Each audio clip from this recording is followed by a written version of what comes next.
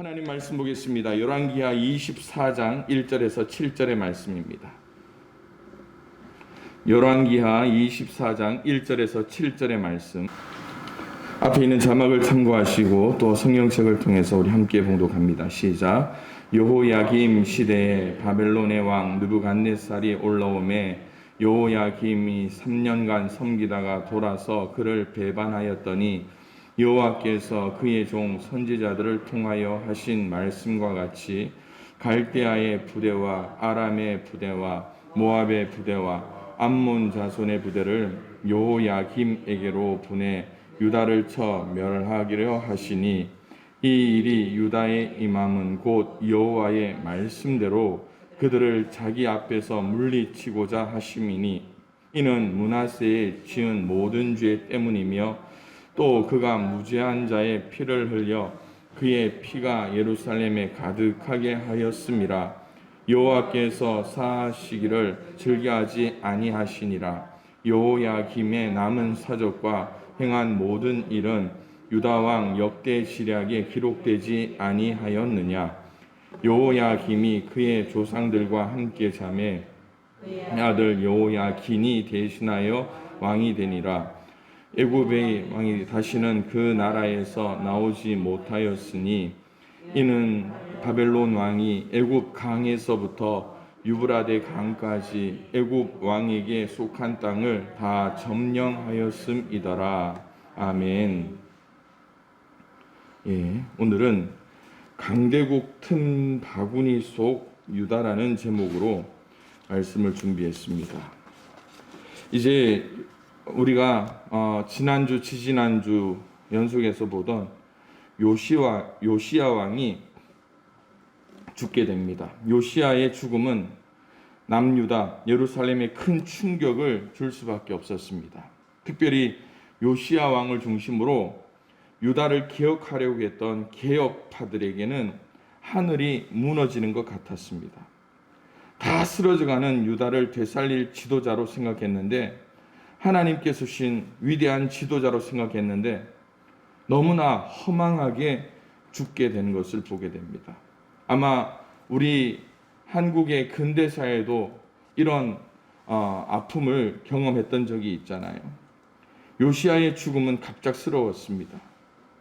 그가 훌륭한 개혁을 했지만 그래도 이 요시야 왕에게 부족한 것이 있었다라는 것을 보게 돼요. 제가 이 왕들에 대한 이야기를 하면서 왕의 세 가지 덕목이 있어야 된다고 말씀을 드렸는데 기억이 나십니까? 훌륭한 왕의 덕목 첫 번째 뭘 알아야 된다? 역사를 알아야 된다. 그리고 지도력이 있어야 된다. 마지막 한 가지를 제가 말씀드렸는데 하나님을 통한 그리고 이 역사를 통한 통찰력이 있어야 된다는 거예요. 그런데 이 요시야에게 부족했던 것이 뭐냐 하면 바로 이 통찰력이 부족하지 않았나 하는 생각을 합니다. 아수르와 이집트 틈 바구니 속에서 이스라엘은 늘 괴롭힘을 받았습니다. 여러분 우리말에도 그런 속담이 있잖아요. 고래 싸움에 새우 등 터진다라는 속담이 있잖아요. 이 북쪽의 아수르는 북이스라엘을 멸망시키려고 남유다까지 집어삼키려고 합니다. 이 아수르의 잔인함과 포악성 때문에 이 유다, 이스라엘 백성들은 밤잠을 설칠 수밖에 없습니다. 쓰러져가는 유다로서는 아수르의 공격에 여러분 겨우겨우 버텨내고 있는 거예요. 고래 싸움에 새우 등 터지듯이 이 작은 새우만 같은 그 유다의 처지는 너무나 비참할 수밖에 없었습니다. 그러나 이것이 바로 국제 역학 관계예요. 지금 여러분들 뉴스를 보면서 기도하는 기도의 제목 있습니까? 저는 요즘 아침 저녁으로 기도하는 기도의 제목이 러시아가 우크라이나에 대한 점령 그리고 침공에 지금 결국 무슨 누구와 누구의 전쟁처럼 언론에서 나오고 있습니까? 러시아와 미국의 전쟁처럼 나오잖아요. 이게 바로 국제 역학이죠. 아수르는 그저 남유다, 남아있는 이스라엘을 마저 점령하기 위해서 막 밀고 내려오지만 결국 그 뒤에, 아수르 뒤에는 또 신흥제국 바벨론이 일어나 있어요.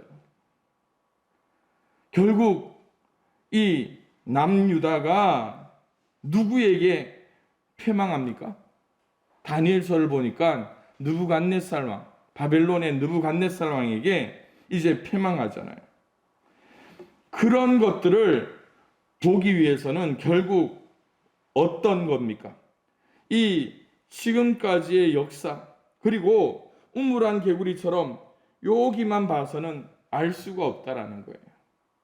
결국 널리, 그래서 아수르 뒤에 뭐가 있고 애굽을 바라보면서 우리가 애굽을 의지해야 될지, 우리가 아수르를 의지해야 될지, 아니면 더 나아가 바벨론을 의지해야 될지, 거기에 대한 통찰력이 왕에게 있어야 되는데 요시야는 그 사실을 미처 깨닫지 못했습니다. 바벨론이 아수르를 공격하자 국제 정세를 읽고 있던 이집트의 느고 왕은 어제의 적이었던 아수르를 도와주고자 군사를 일으켜서 진군하게 되는데 요시야가 그것을 가로막고 맙니다. 아수르만 멸망하면 우리 남유다는 모든 것이 잘 풀릴 줄 알았던 것이 요시야의 판단이었습니다. 그런데 더 무섭고 더 큰 적이 바로 바벨론이었죠. 무기또에서 이집트의 군대와 맞서 싸우던 요시야는 허망한 죽음을 맞이하게 됩니다. 열왕기 저자는 요시야의 죽음이 어떤 의미를 가지고 있는지 기록하지 않았습니다. 기록할 수가 없었습니다. 개혁에 마음을 둔 열왕기 저자는 요시야의 죽음을 기록하면서 피눈물을 쏟았을 것이 분명합니다.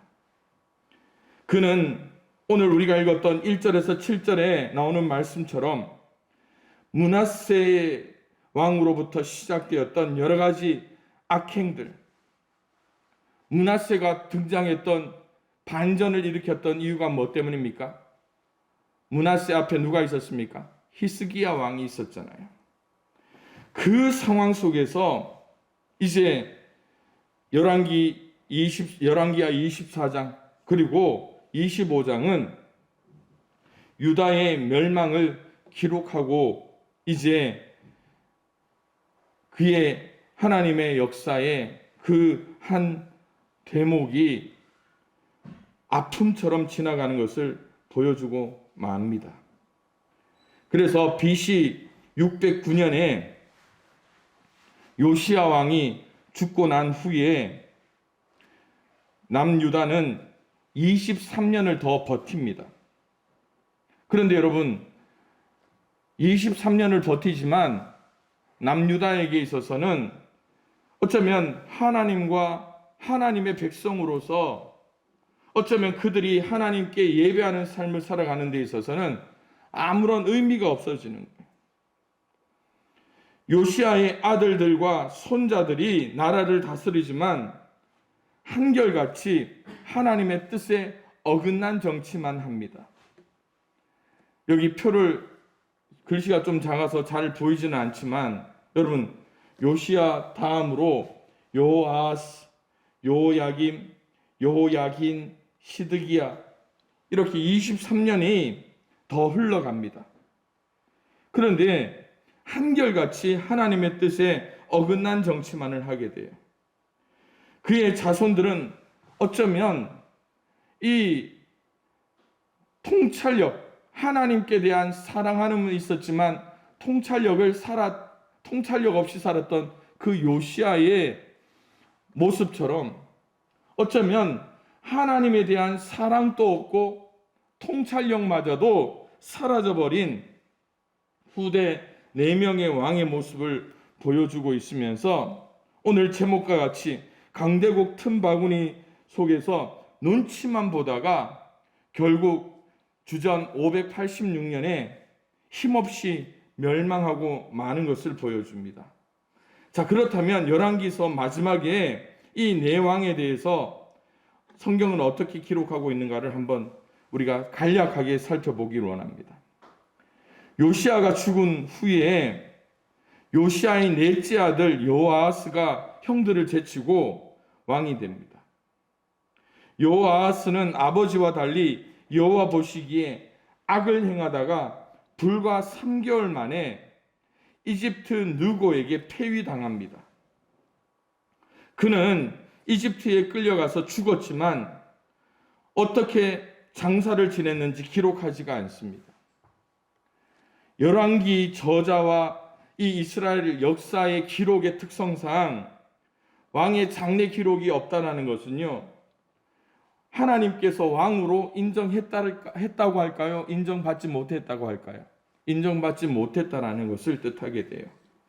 그러기에 여러분, 사람에게는요, 태어난 것도 중요합니다. 그러나 마지막이 더 중요하다는 것을 여러분들 깨달을 수 있기를 소망합니다.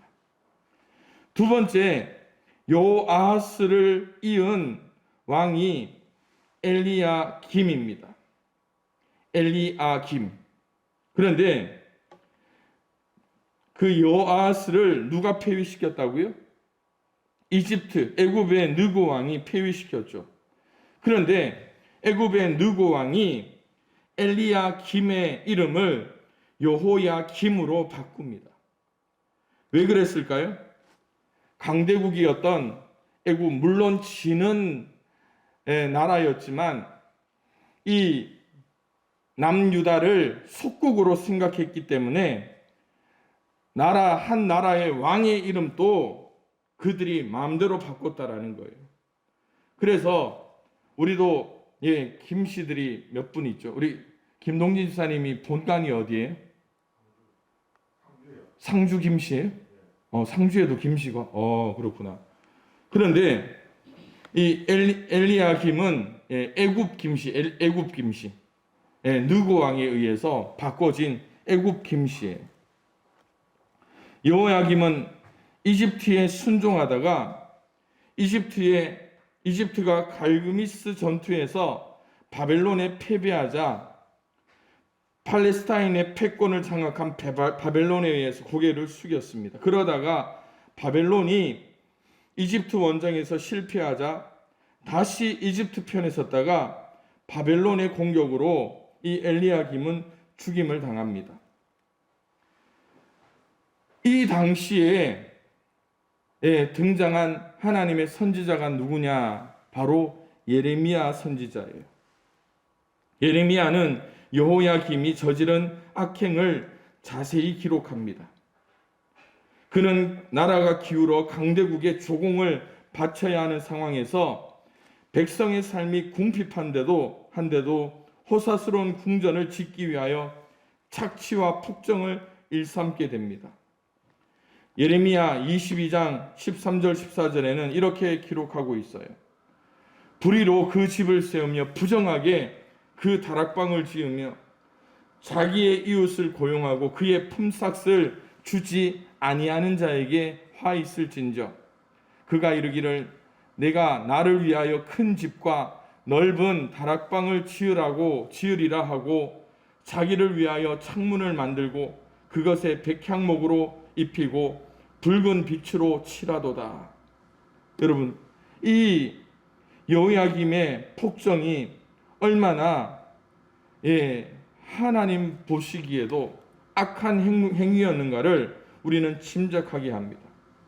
그런데 또 하나 하나님 앞에 악행을 저지르는 것이 바로 하나님의 말씀이 기록된 두루마리를 불태웠다라는 거예요. 예레미야 36장 20절에서 23절에 보니까 그들이 두루마리를 서기한 엘리사마의 방에 두고 뜰에 들어가 왕께 나아가서 이 모든 말을 왕의 귀에 아뢰니 왕이 여기 엘리야김이 여후디를 보내어 두루마리를 가져오게 하며 여후디가 서기관 엘리사마의 방에 가져다가 왕과 왕의 곁에 선 모든 고관의 귀에 낭독하니 그때는 9째 달이라. 왕이 겨울 궁전에 앉았고 그 앞에는 불 피운 하루가 있더라. 여후디가 서너 쪽을 낭독하면 왕이 면도칼로 그것을 연하여 베어 화로 불에 던져서 두루마리를 모두 태웠더라. 여러분, 요시야 왕과 너무나 다른 삶을 살죠. 요시야 왕되게 했던 것이 무엇의 발견이라고요? 율법책의 발견이에요. 그런데 여러분, 그 말씀을 통하여서 이스라엘이 개혁되고 하나님의 기쁨 가운데 나라가 바뀌어져 가는데, 이 여호야김은 뭐 어떻게 한다고요? 하나님의 그 율법책을 보존하고 말씀을 읽고 찔림을 받는 것이 아니라 말씀을 읽고 어떻게 한다고요? 그것을 면도칼로 찢어서 불에 던져서 태워버렸다라는 거예요. 그래서 예레미야가 이 여호야김의 마지막을 어떻게 예언하느냐 하면 예루살렘 성 밖에 나귀처럼 매장될 것이라고 예언합니다. 예레미야 22장 18절 19절 그러므로 여호와께서 유다의 왕 요시야의 아들 여호야김에 대하여 이와 같이 말씀하시니라. 무리가 그를 위하여 슬프다 내 형제여 슬프다 내 자매여 하며 통곡하지 아니할 것이며 그를 위하여 슬프다 주여 슬프다 그 영광이여 하며 통곡하지도 아니할 것이라. 백성들이 왕이 죽어도 슬퍼하는 일이 없다라는 거예요.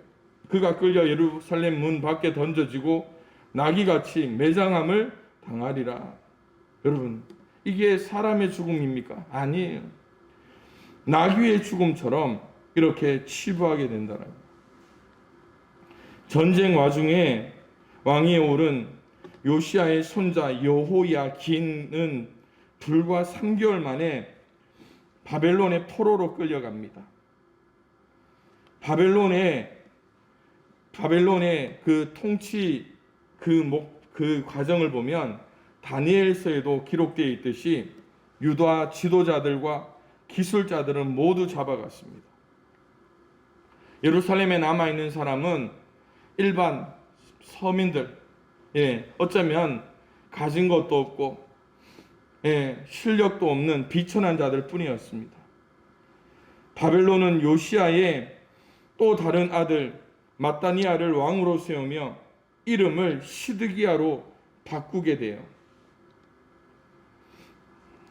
그래서 시드기야가 요시야의 막내 아들인데 21살에 즉위를 해서 애굽과 바벨론에 대항하였다라고 말씀하죠. 그런데 이 시드기야의 최후도 얼마나 끔찍한 일을 당하는지 모릅니다. 눈이 뽑힌 채 바벨론의 포로로 끌려가고 예루살렘과 성전이 불에 타고 파괴되며 이제 남유다가 패망하게 돼요. 그래서 북이스라엘이 722년, 남유다가 586년. 여러분, 이 시간 동안 이스라엘의 남유다에 큰 일도 있었지만 여러분, 그들은 어쩌면 살아남아 있는 것이 얼마나 큰 고통이었는가를 보여주게 되는 거예요. 그래서 이제 요시야 왕 이후 마지막 4명의 왕은 이처럼 모두 여호와께 보시기에 악을 행하였습니다. 나라가 쓰러져 가도 백성을 돌보기는커녕 오직 자기 이익만 챙겼던 악한 왕이었습니다. 하나님 앞에서도 악하였고요, 백성들 앞에서도 악한 왕이었습니다. 하나님 앞에 바로 살려고 노력도 하지 않았던 왕입니다. 유다가 멸망의 길을 가는 동안 선지자 예레미야는 눈물로 통곡하며 하나님의 말씀을 전하게 됩니다. 그래서 예레미야는 신명기 말씀을 근거로 유다의 멸망을 예언합니다. 하나님의 말씀을 어기고 우상을 숭배하였고 예루살렘 성전을 더럽히고 백성을 학대하였던 결과 남은 것은 하나님의 심판뿐이었다라는 거예요. 어쩌면 북이스라엘이 패망할 수밖에 없었던 것이 열왕기하 22장 13절인가요? 우리가 거듭 읽었던 말씀 중에 나오는 그 말씀처럼 우리가 어떻게 살아가야 될 것인가, 말씀을 듣고 말씀을 따라 살아가는 것이 얼마나 중요한 것인가를 우리에게 가르쳐 주고 있습니다. 반면 하나냐를 중심으로 한 거짓 선지자들은 하나님의 말씀을 근거로 이스라엘의 평화와 승리와 축복을 선언합니다. 거짓 선지자, 하나냐를 중심으로 한 거짓 선지자들은요, 국수주의적, 그러니까 남유다만을 통하여서, 그래서 자기 나라 중심적이라는 거예요. 친이집트적, 기복적. 그런데 여러분, 우리가 지난주에 말씀을 봤지만 좀 힘세다고 해서 아수르를 의지하는 게 나을까요? 아니면 이전부터 알고 지냈던 애굽을 의지하며 지내는 게 나을까요? 하나님이 원하시는 게 뭐라고요? 아수르도 아니고 애굽도 아니고 누구를 의지해야 된다고요? 하나님을 바라보는 것이 하나님의 뜻이라는 거예요. 그런데 그것이 하나님의 경영이고 하나님의 방법인데, 우리도 아는 것을 이 이스라엘 백성들은 그것을 알지 못했다라는, 여기 나오는 4명의 왕은 그것을 알지 못했다라는 거예요. 여호야김이 애굽 김씨가 아니라 상주 김씨만 됐다 하더라도 알았을 텐데 그것을 알지 못하는 거예요. 물론 그렇습니다. 여러분, 힘들 때에 누가 축복을 선언한다 싫어할 사람이 있을까요? 없을까요? 없습니다. 여러분, 코로나 오늘 어제 확진자 수가 17만 명이라는데요. 그 수많은 사람들이 확진될 때 가장 좋은 뉴스가 뭘까요? 이 약 한 알만 먹어봐, 다 낫는다고 하는 그런 약장수의 말 한마디만 있어 보십시오. 약값이 10,000원이, 이 알약 한 개가 10,000원이 중요합니까? 아니 10만 원, 100만 원이라도요, 그 약을 사서 먹으려고 할 거 아니에요. 그런데 하나님이 그 백성을 사랑하고 인도하고 복 주실 것이라는데, 이처럼 거짓 선지자들의 말 또한 싫어할 사람이 아무도 없었습니다. 그러나 여러분, 결과론적으로 볼 때요, 우리가 분별력이 있는 신앙생활을 해야 돼요. 우리도 그러잖아요. 우리도 살다 보면, 야, 저 사람 참 사람은 좋은데 라고 이야기하면, 여러분, 그 뒷말은 좋은 말입니까? 나쁜 말입니까? 나쁜 말이에요. 야, 저 사람 신앙은 좋은데 라고 생각해 보십시오. 여러분, 그 뒤가 부정적인 말이라니까요. 그러니까 오늘 여기 나오는 왕들처럼, 여호야김처럼, 야, 아버지 요시야의 신앙을 봤기 때문에 저 사람이 당장 바르게 정치하지는 못해도 어떻게 해요? 분별력 있고 하나님의 역사를 알고 하나님을 제대로 믿는다면 그 사람은 가능성이 있다라는 겁니까? 없다라는 거예요? 가능성이 있다라는 거예요. 그러기에 우리 상황을 한번 바라봐야 됩니다. 지금 우리가 어떤 상황인가? 어떤 지도자가 우리 앞에 서 있는가를 우리는 생각해야 돼요. 또 앞으로 어떤 지도자가 우리 앞에 설 것인가를 우리는 잘 생각해야 돼요. 지금 백성들은요, 하나님 앞에 나와 회개하고 신실한 신앙생활을 하고 있는가도 우리는 바라봐야 돼요. 그 모습 속에서 우리에게 올바른 통찰력이 나오기 때문이에요. 지도자와 백성이 모두 거짓 선지자의 메시지에 속아서 아멘 아멘 외칠 때에 이 예레미야는 피눈물을 흘리고 있어요. 축복이라는 말이라면 무조건 좋아하는 백성을 바라보며 가슴을 찢게 된다는 거예요. 지금 예레미야의 말씀처럼요, 지금은 마땅히 옷을 찢고 마음을 찢고 울어야 할 때예요. 언제까지 하나님의 축복만 바라보고 응답만 바라볼 수가 없다라는 거예요. 하나님의 뜻을 깨닫고 내가 사람들에게 하나님의 뜻을 외쳐야 할 때가 된다라는 겁니다. 그러기에 열왕기 저자는 이렇게 이야기합니다. 열왕기하 24장 20절 그 전반부에 이렇게 말씀합니다. 여호와께서 예루살렘과 유다를 진노하심이 그들을 그 앞에서 쫓아내실 때까지 이르렀더라. 여러분, 이 말씀이 무엇을 의미합니까? 이스라엘 백성들의 모습을 보고 분노하고 어쩌면 얼마나 보기 싫었으면 이스라엘의 머리채를 잡아서 바깥 어두운 데로 쫓아내는 아버지의 마음이 이 말씀 가운데 드러난다라는 거예요. 이스라엘의 멸망이 바벨론 때문이 아니라는 겁니다. 무엇 때문에 이스라엘이 멸망합니까?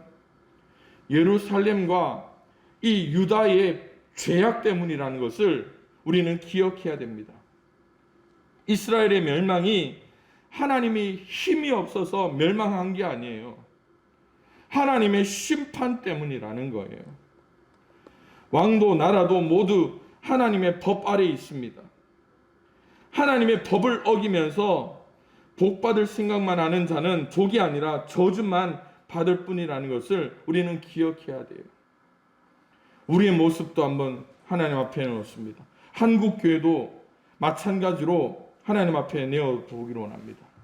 두렵고 떨림의 자리에 온전히 서 있는가를 생각해야 됩니다. 앞서 제가 말씀드렸죠. 오늘로서 이 열왕기 말씀 마무리하죠. 물론 25장이 있지만 여러분, 이 남유다의 패망을 통해서 제가 생각했던 것이 기도하면서 적었던 메모가 있습니다. 우리도 언젠가는 죽습니다. 우리나라도 여러분, 이 살기 좋은 대한민국도요, 언젠가는 역사의 그 뒤편으로 사라질 수 있습니다. 하나님이 세운 이 지구도요, 창세기 1장 1절 태초에 하나님이 천지를 창조하셨다 하지만 언젠가 이 지구도 수명을 다하면 사라지게 될 거예요. 그것이 종말이라고 이야기할 수도 있습니다. 예수님의 재림이 이야기죠. 그러기에 여러분, 우리가 살아가는 과정도 중요해요. 그런데 또 하나 결과도 중요하다라는 거예요. 우리는 하나님의 영광을 드러내는 삶인가, 하나님의 나라와 의를 구하는 삶을 살고 있는가라는 것에 우리는 날마다 질문을 하고 살아야 된다는 거예요. 그러기에 오늘 열왕기하 24장 27처럼 여호와께서 예루살렘과 유다를 진노하심이 그들을 그 앞에서 쫓아내실 때까지 이르렀더라. 여러분, 우리의 삶이 하나님께서 쫓아내실 때까지 이르렀다면 말 다 한 거잖아요. 우리는 끝까지 히스기야처럼, 그리고 요시야처럼, 그리고 다윗처럼 다윗의 길을 따라 묵묵히 나아가는 저와 여러분들의 신앙이 될 수 있기를 주님의 이름으로 축원을 드립니다. 사망의 음침한 골짜기로 다닐지라도 해를 두려워하지 않는 것은 주의 지팡이와 막대기가 우리를 안위하시기 때문에, 그 은혜, 내 평생의 선하심과 그 인자하심이 우리를 정령 따르리니 우리가 여호와의 집에 영원히 거하리로다. 그 고백처럼 우리의 삶을 통하여 하나님이 드러나고 내 삶을 통하여 하나님이 영광 받으시는 우리의 삶이 될 수 있기를 주님의 이름으로 축원을 드립니다. 기도하겠습니다. 사랑과 은혜가 풍성하신 하나님, 오늘 이 열왕기 24장의 말씀을 통하여 요시야 왕 이후에 남유다마저도 역사의 뒤안길로 사라져가는 것을 우리가 보게 되었습니다. 그 역사가 하나님이 힘이 없어서가 아니라 하나님의 말씀 속에서도 여전히 하나님보다는 세상 것에, 하나님의 그 책망의 회초리보다는 거짓 선지자들의 그 달콤한 말에 그저 마음을 빼앗긴 이스라엘의 연약함 때문이 아닌가 생각합니다. 오늘 우리도 이스라엘의 역사를 통하여 우리가 하나님을 따르고 있는지, 세상을 따르고 있는지 되돌아보는 귀한 시간이 될 수 있게 인도하여 주옵소서. 하나님의 영광이 우리 속에 있기를 원합니다. 하나님의 나라와 의를 구하는 우리의 신앙이 되기를 원합니다. 그래서 우리 삶의 과정과 또한 결과를 통하여서 우리가 여호와의 집에 거할 수 있는 특별한 은혜와 은총이 우리 모두에게 나타날 수 있도록 축복하여 주시옵소서. 아침마다 말씀을 묵상하며 하루를 시작하고 또한 릴레이 기도 가운데 우리가 하나님 앞에 엎드리는 그러한 삶을 통하여 하나님 마음에 합한 자 되어 다윗의 길로 온전히 행하는 요시아와 같은 믿음의 삶이 우리 이 자리에 참여한 그리고 온라인을 통하여 예배하는 모든 성도들의 삶이 될 수 있도록 은혜 허락하여 주시옵소서. 모든 것 감사를 드리며 예수님의 이름으로 기도드리옵나이다. 아멘.